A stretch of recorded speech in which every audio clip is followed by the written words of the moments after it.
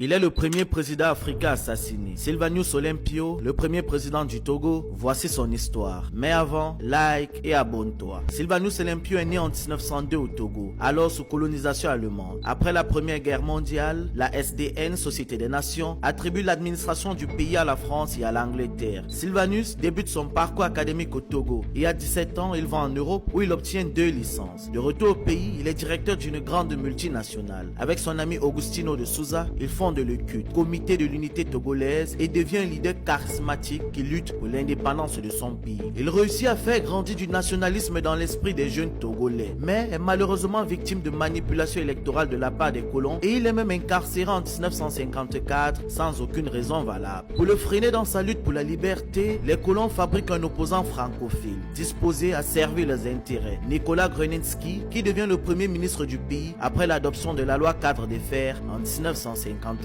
Sylvanus Olympio écrit alors à l'ONU pour dénoncer les manipulations françaises dans le pays. L'ONU supervise elle-même de nouvelles élections au Togo en 1958. Il est vainqueur et la France reconnaît l'indépendance du Togo en imposant une dette de 800 millions de francs. Président du pays, il mène une bonne politique économique. Il combat le néocolonialisme américain et français. Il rembourse la dette imposée par les colons. Il crée sa propre monnaie, quitte la zone franc et coupe les contacts avec la France. Paris, qui se voit empêché de piller les ressources du pays, décide de l'éliminer. Avec l'appui de l'ambassadeur américain, dans la nuit du 12 au 13 janvier 1963, un coup d'état militaire est mené par Étienne Eyadema et ses amis. Il force Olympio à sortir de chez lui et tragiquement, il est assassiné devant l'ambassade américaine par le français Georges Métrier. Après sa mort, c'est l'homme de la France, Nicolas Gruninsky, qui est placé au pouvoir. Pour plus d'histoires d'Afrique, like et abonne-toi.